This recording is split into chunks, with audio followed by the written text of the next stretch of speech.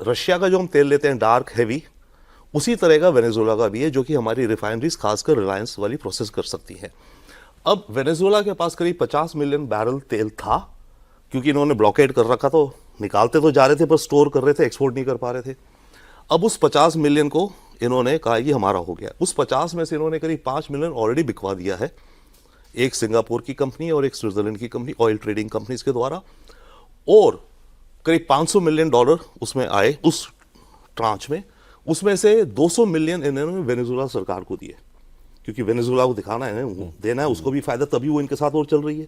और बाकी $300 billion by the way ये जो अकाउंट है ना कतर में ओके, तो 200 बिलियन वेनेजुएला को दिए। अब इसको ये है कि अगर इंडिया रशिया से कम करेगा, सेम ऑयल है वेनेजुएला वाला, हमें भी है कि ठीक है, अगर उसी मार्केट रेट में मिल रहा है, डिस्काउंट ना भी दे वेनेजुएला का, हमें तो मार्केट पे जाना पड़ेगा ना, हम तो ओपन मार्केट का लेंगे। तो अगर हम वेनेजुएला का लेते हैं तो जो हमारे डॉलर जाएंगे उसमें से एक पोर्शन ऑफ डॉलर से वेनेजुएलन सरकार को पंप इन करेगा। तो ये दोनों चीजें कंबाइन होकर मेरे ख्याल से उनका तेल खरीदने में हमें कोई प्रॉब्लम नहीं है। वो हरदीप पुरी जी का स्टेटमेंट भी आया कि हम तो पहले खरीद ही रहे थे।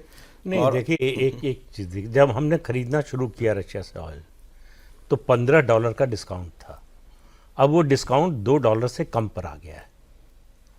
हम ये वॉर शुरू होने से पहले तो नहीं खरीदते थे रशिया से ऑयल, मुश्किल से 1-1.5% खरीदते थे।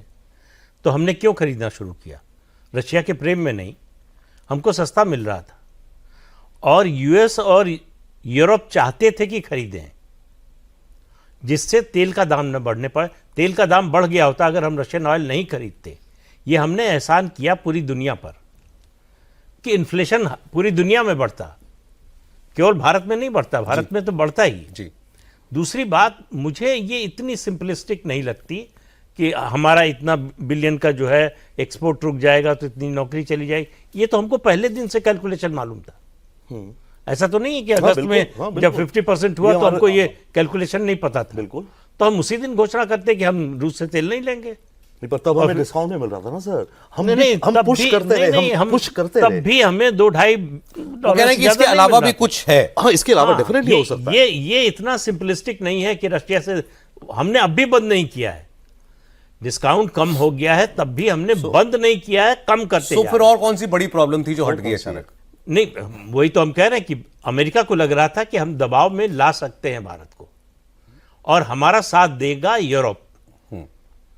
ये जो फिर कह रहा हूं, यूरोपियन यूनियन से जो डील हुई है वो एक तरह से गेम चेंजर है। अच्छा, अब ये बताइए, अब आप रूस से तेल खरीदना तो आप कम कर रहे हैं और रशिया का स्टेटमेंट आया भी है कि हमारे पास कोई, हमसे ऐसी कोई बात नहीं हुई कि ऑयल परचेज बंद हो जाएगा। हमारे और रूस के संबंधों पर कोई असर नहीं पड़ेगा इससे? नहीं, मुझे नहीं लगता। रूस को भी मालूम है कि ग्राउंड रियलिटी क्या है, और केवल रूस से तेल की बात होती तो फिर हमसे ज़्यादा तो समस्या चीन को होनी चाहिए थी, हमसे ज़्यादा टैरिफ चीन पे लगना चाहिए था। सर वो रूस से एनर्जी तो अमेरिका और यूरोप भी खरीद रहे हैं। तो वो तो एक जो है, मतलब आप, वो कहावत है कि भाई अगर आपको, गांव की कहावत है, पत्नी को तलाक देना है तो आपने कहा साग में हल्दी क्यों नहीं डाली। ये उस तरह का बहाना है। अच्छा।